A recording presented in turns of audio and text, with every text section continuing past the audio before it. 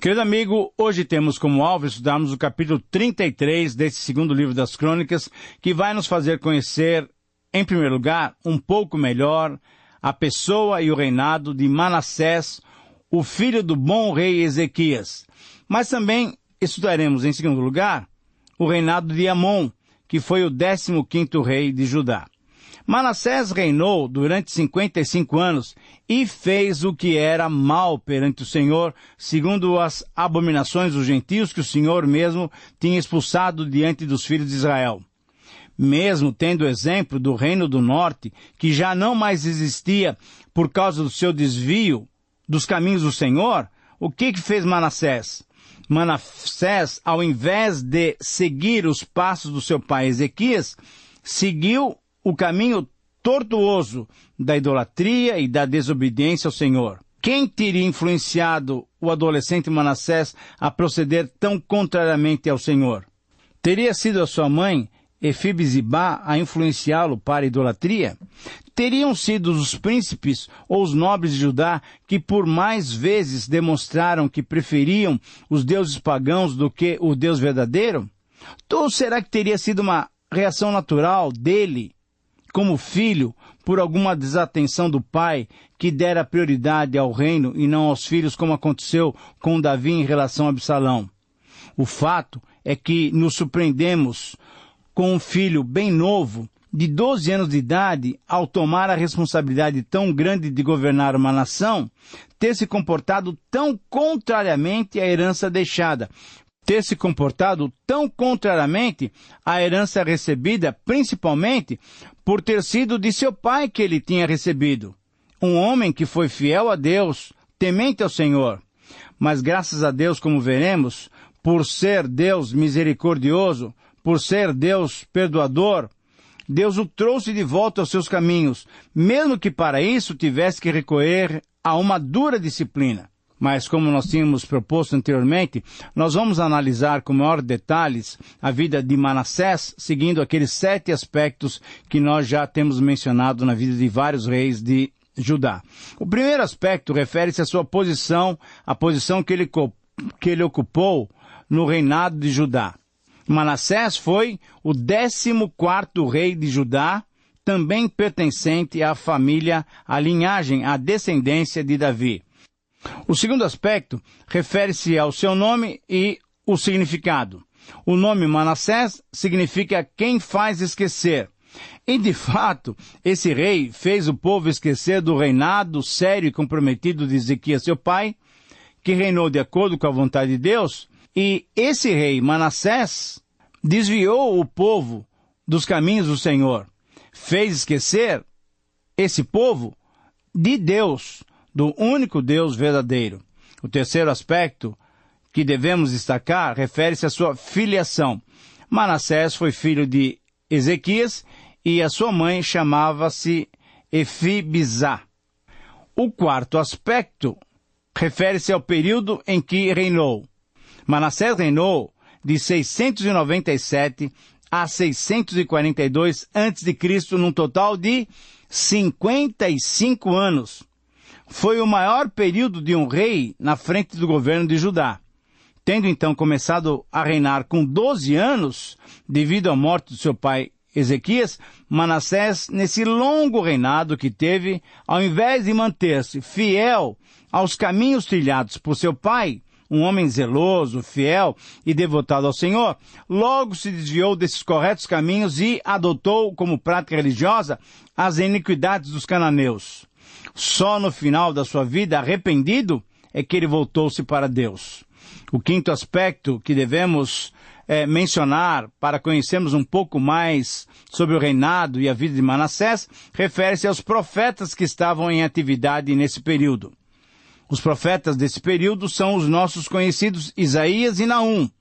Naum tinha profetizado contra a Síria, que recentemente tinha levado cativo o povo de Israel, o reino do norte, para o exílio, substituindo a população israelita por uma mistura de gentes de vários povos idólatras que deram então origem aos samaritanos.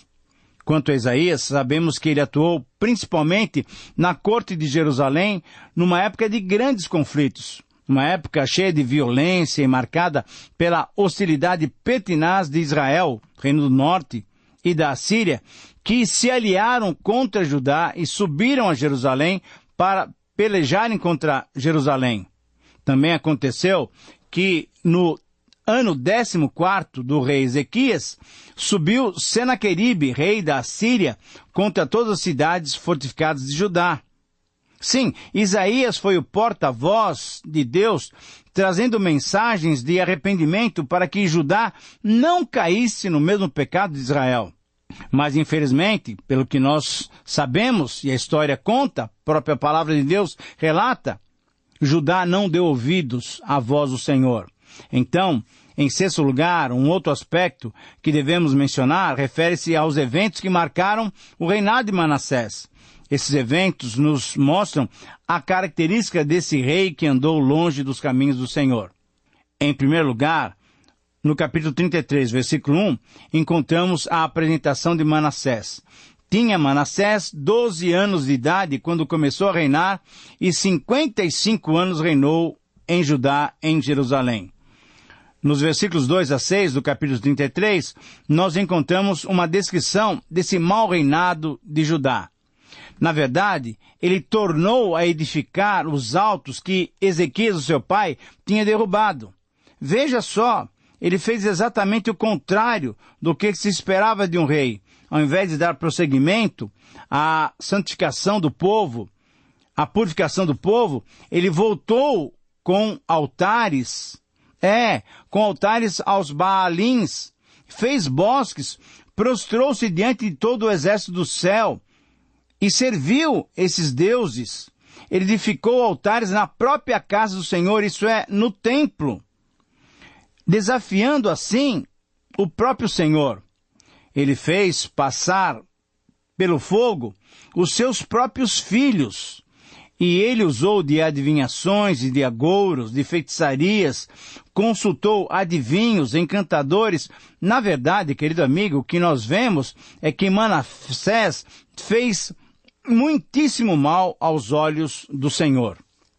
Em terceiro lugar, um outro aspecto que devemos destacar para conhecermos o reinado de Manassés, nos versos 7 a 9, nós percebemos mais desvios desse malvado rei.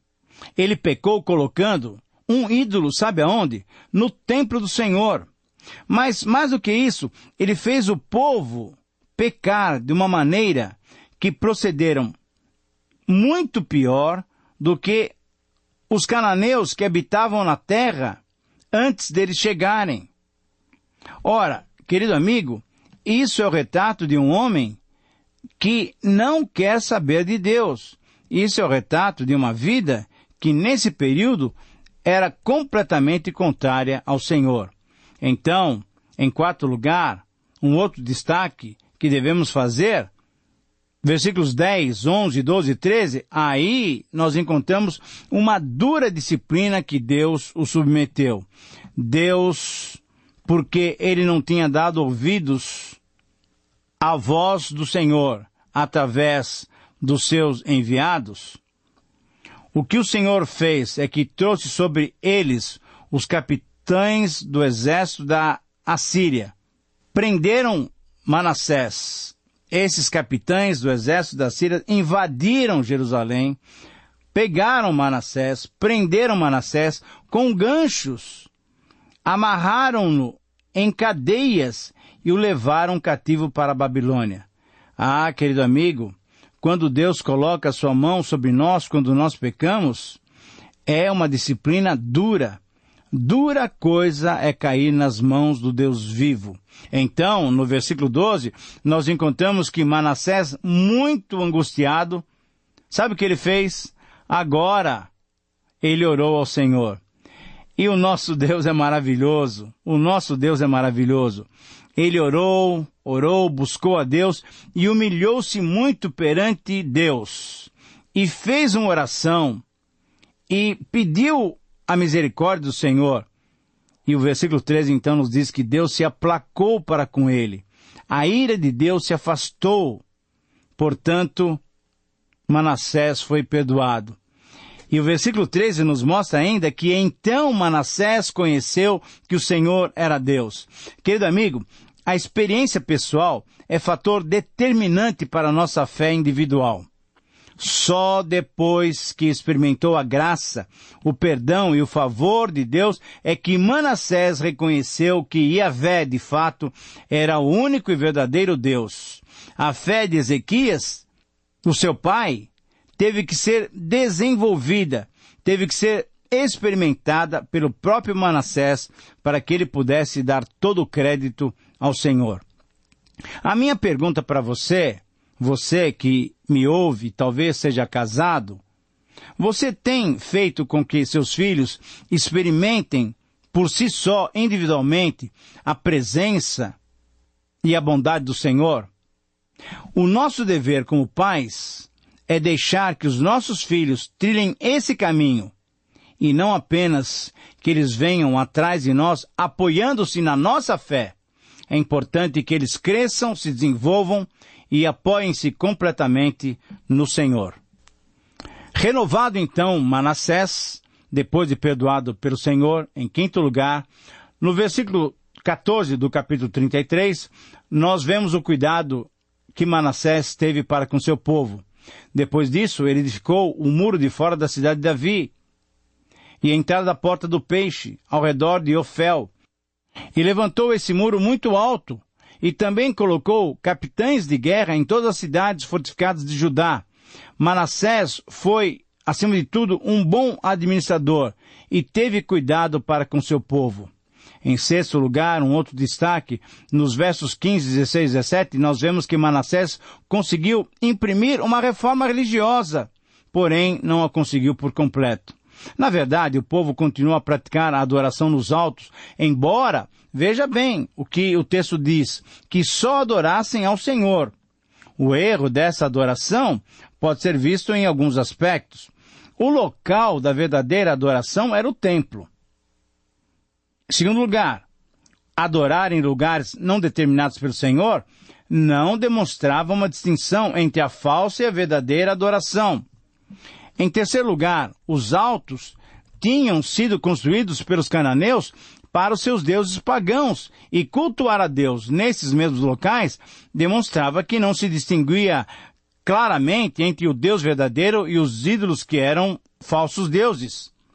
Graças a Deus, querido amigo, que hoje, eu e você, não necessitamos de locais certos para adoração, porque nós somos o templo de Deus e porque Deus deve ser adorado em espírito e em verdade pelos seus verdadeiros adoradores. É assim que você entende também? Você adora a Deus diariamente em sua vida através dos seus atos, das suas palavras, das suas reações, dos seus pensamentos?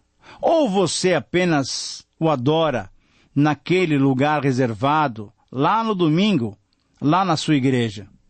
Não, o nosso Deus pode ser adorado em qualquer momento, agora mesmo, sem necessidade de fechar os olhos. Você pode elevar o seu pensamento e falar com Deus enquanto você está me ouvindo falar sobre Deus. Como é precioso esse fato de estarmos numa nova relação com Deus. Como é precioso estarmos no momento da nova aliança. Em sétimo lugar, um último destaque, nos versículos 18, 19 e 20, nós temos então um relato dos dias finais desse rei que começou mal, mas pela misericórdia de Deus terminou bem. Ao contrário de que muitos outros reis que começaram bem e terminaram mal, Manassés começou mal e terminou bem. Arrependido, humilhado, porém perdoado e restaurado, Manassés fez com que o povo voltasse ao Senhor, o Deus único e verdadeiro. Portanto, então, em sétimo lugar, temos um outro aspecto, é o aspecto final desse reinado, refere-se ao resumo conceitual do seu reinado.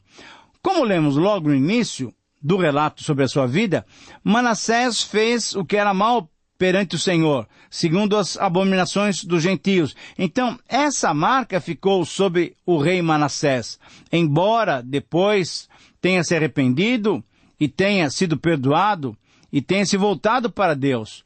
mas essa marca primeira ficou. Ele foi um mau rei, ele é colocado na lista dos maus reis de Judá. A lição que aprendemos com relação à vida de Manassés é que o Senhor é rico em perdoar. O nosso Deus atende ao pior dos pecadores. O nosso Deus é rico em misericórdia. Essa é a lição que aprendemos de Deus. Agora, a lição que aprendemos de Manassés é da inutilidade, de uma vida vazia, quando é uma vida rebelde e desobediente ao Senhor. Somente com o Senhor é que podemos dizer que de fato temos vida. Muito bem, agora, depois de vermos um pouco sobre Manassés, vamos focar o nosso estudo, a nossa atenção, na vida de Amon, mais um rei de Judá. E nos versículos 21, 22, 23, 24 e 25 do capítulo 33, nós encontramos, infelizmente, mais um relato triste de um rei que não andou conforme os caminhos do Senhor. O primeiro aspecto refere-se à sua posição. Ele foi o 15º rei de Judá, também pertencente à linhagem de Davi. Amon significa o artesão, sem qualquer significado espiritual. Esse era o nome de Amon e o seu significado. Ele foi filho de Manassés. A sua filiação, então, é Manassés, pai, e a sua mãe chamava-se Mesulemete. O quarto aspecto refere-se ao período em que ele reinou. Ele reinou de 642 a 640, num total de apenas 2 anos. Um período muito curto para tantos desatinos que ele cometeu. O quinto aspecto refere-se aos profetas que estavam em atividade nesse período.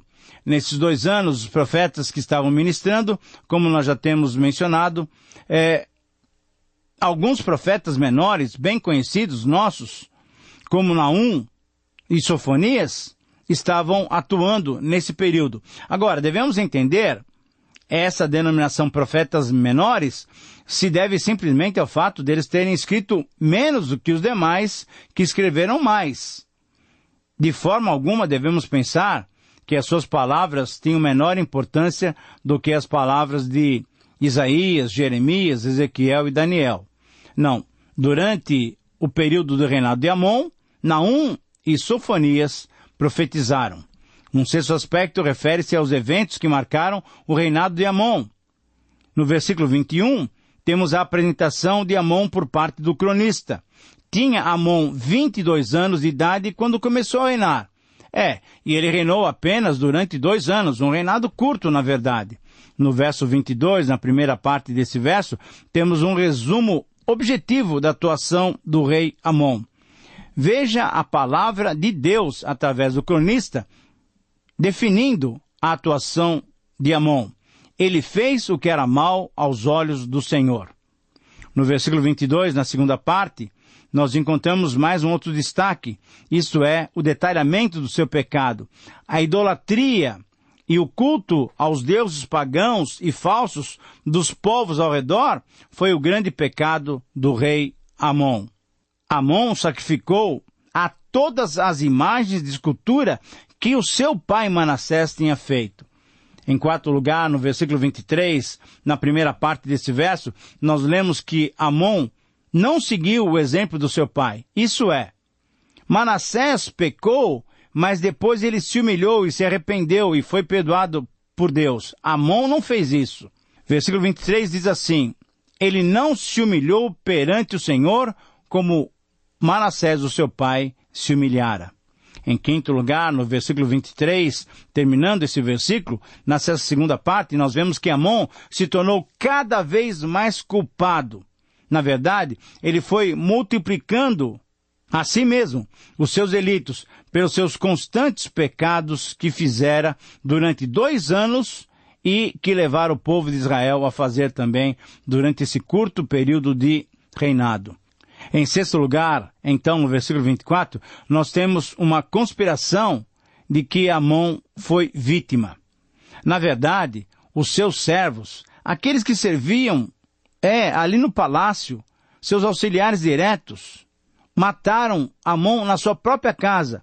O que se destaca aqui é que não há qualquer menção do motivo da sua morte. Porém, como dissemos, uma vida longe de Deus provavelmente vai produzir um ambiente de disputas, de desconfianças, e assim, como consequência, houve uma conspiração e houve o seu assassinato.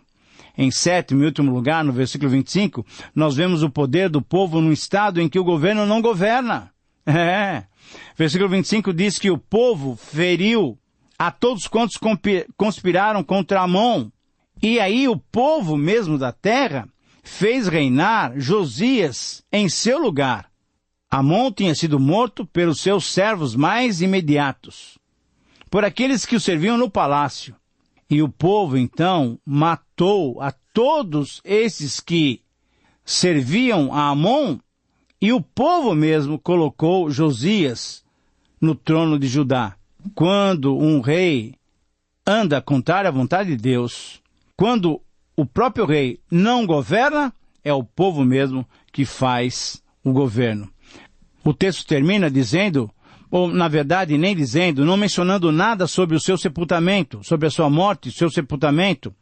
A morte foi provocada por um motim, mas não se mostra nada sobre o seu sepultamento. Apenas no segundo livro dos Reis mostra que ele foi sepultado no seu jardim, no jardim de Uzá, mostrando que ele não foi honrado, não foi sepultado na sepultura dos reis de Judá. Qual a lição que podemos aprender com Amon? É uma lição negativa, que devemos observar para não trilharmos esse mesmo caminho. A lição é uma lição muito clara.